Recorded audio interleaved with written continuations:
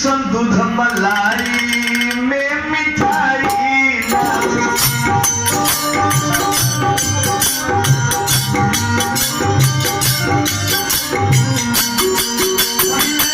जैसन दूध मलाई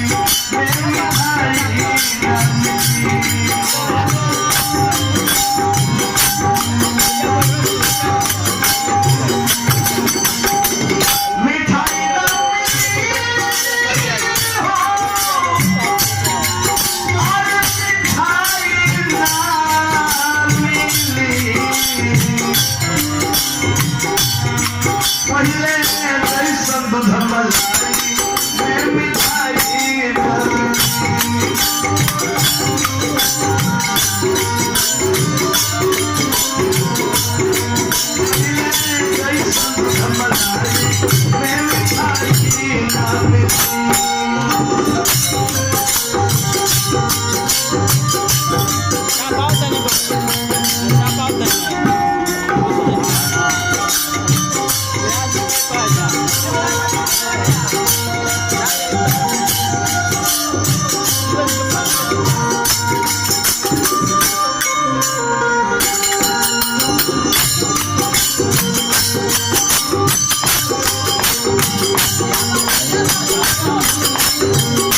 ए भाई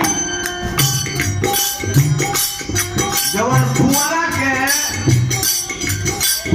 के लोड़ी पर जवन दाल भात तरकारी हमनी के पुरनिया लोग 5 में बैठ के खा ली और वही कुकुर सिस्टम में मिलता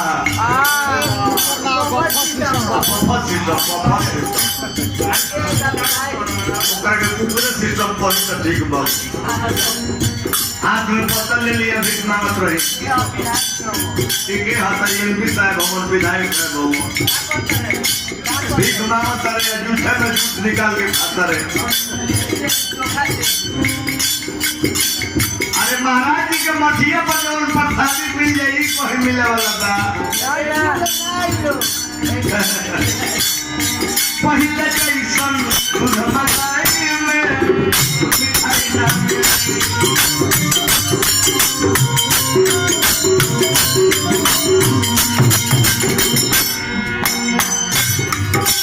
मिली है दुर्योधन जस भाई बेटा कौन से कही माई मिली है दुर्योधन जस भाई बेटा कौन से कही माई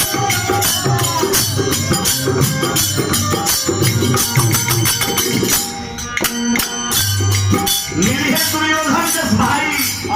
बेटा कौन थे कोई माई भाई का मकाम में भाई हिरण्य कश्यपु मां पकड़ भाई भाई का मकाम में भाई हिरण्य कश्यपु मां पकड़ भाई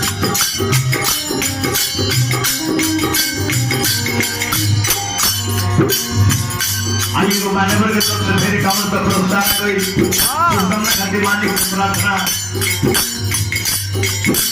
एक पन्ने में दुर्योधन ऐसा भाई मेरी याद रखे दुशासन एक ऐसा महतारी भी मिल सकेली हिरण्यकश्यपु जैसा बाप भी मिल सकेले लेकिन वो ना मिली जवन पहले के जमाना रहे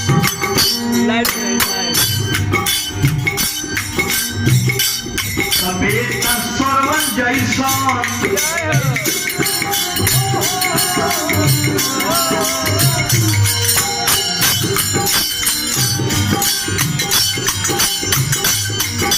बेटा सरवन जैसा भाई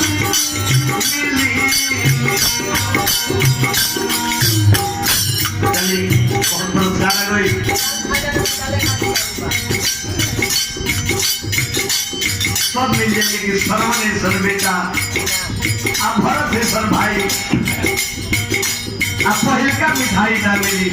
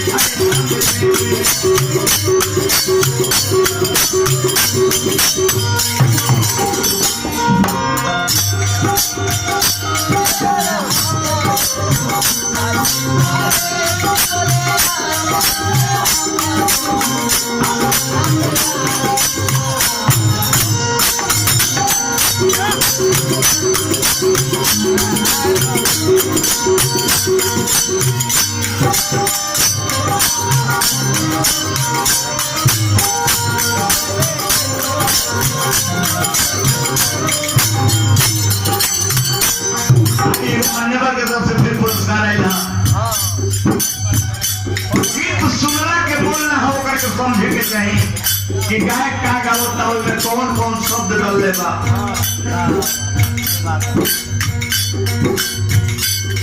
एक तलो पे के ऐसन चेला बिरल को तभी मिली अकेला।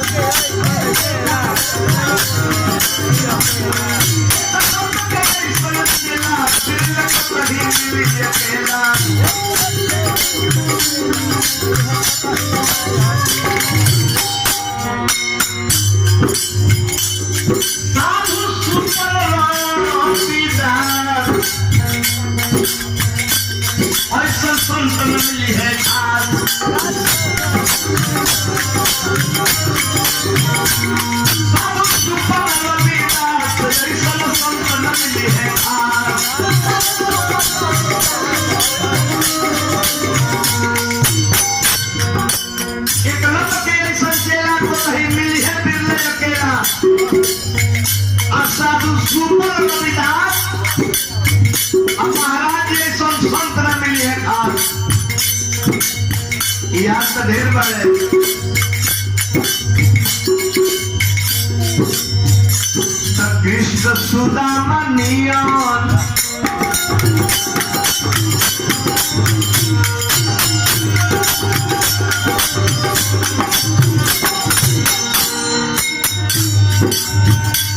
कृष्ण सुदामा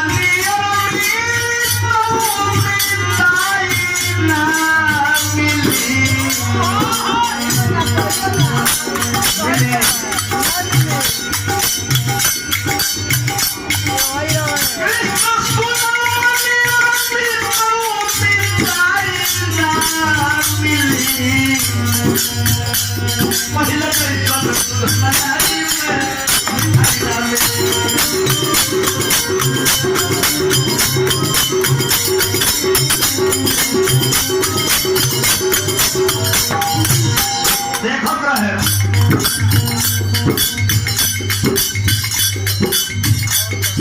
लंगोटा बांध के जवन पहलवान अपना के बरिया बरिया ढेर चलन वो खड़ा में ढूकी तो जल्दी पचकाई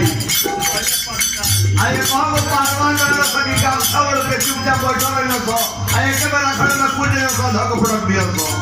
हमने कोई में कहो सो हमने के लंगोटा बांध के आ खड़ा के पिछवाड़ी घूमने वाला चुपचाप बैठो रहो जगह वो तो सुनत रहो आओ पागल फिरता ओकरा के मार्केट से भाई का आवे बाटी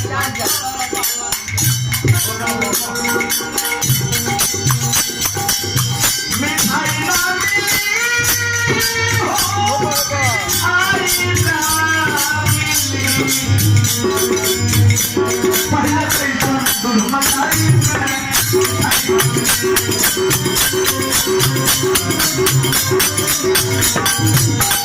चलिए निकल ताली हमार अनसुईया गई सन नारी पता ही देख लिया खपतारी मिली अनसुईया सन नारी मिली ब्रह्मा विष्णु महेश के बबुआ बना के बालू के हलवा खिया दी आइए वो बड़ा देख ली आई हमारा मास्टर साहब के तरफ से पुरस्कार है कोई अनसुईया जैसा नारी पता ही देख लिया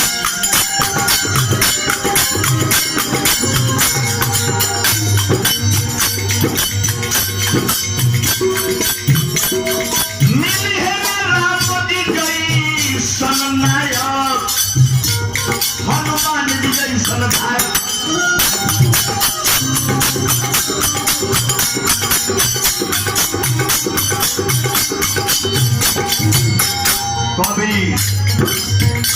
कवि व्यास विद्वान बहुत भइल बड़े कवि व्यास विद्वान के कोनो और सुन नहीं है लेकिन जब तुलसी बाबा कबीर दास सूरदास लिख गइलो तो तुलसी सुर कबीरा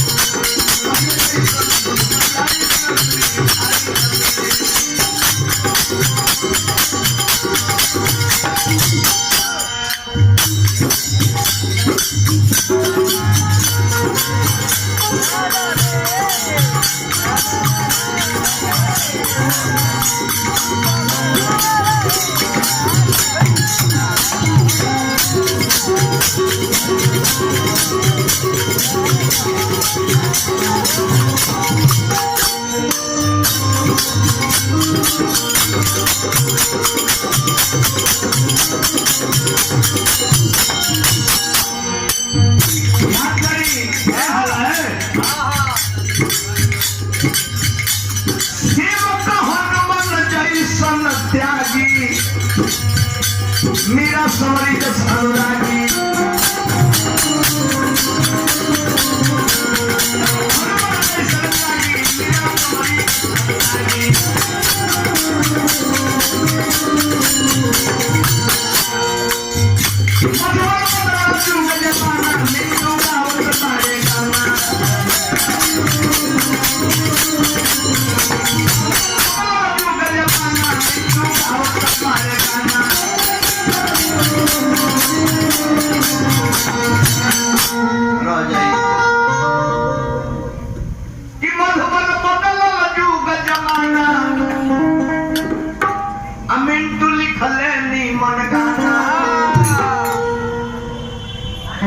लक्ष्मण पी के जवान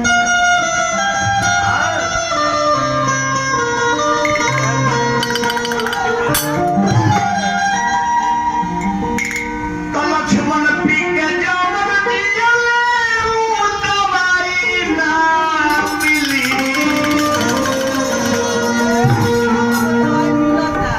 सब दवाई मिल जाए लेकिन लक्ष्मण जी जवन दवाई पी के जी गईले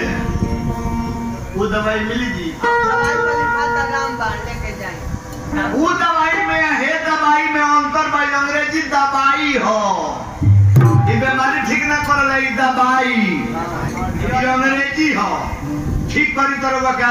ठीक कर दी जल्दी सोच से खत्म कर दी लेकिन अंग्रेजी दवा क्या करे दर्द भइल बात दवाई एगो फ्लेक्शन खा ले दर्द कुछ देर दवाई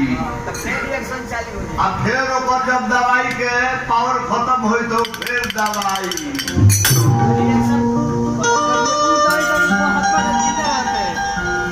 लेकिन लक्ष्मण जी जवन दवाई पियले रहले कितना बढ़िया बात कवि कहता कि लक्ष्मण पी के जवन जियले वो दवाई ना मिली 3 ताल में कलकतिया भागो अब पहले जो ईश्वर दूध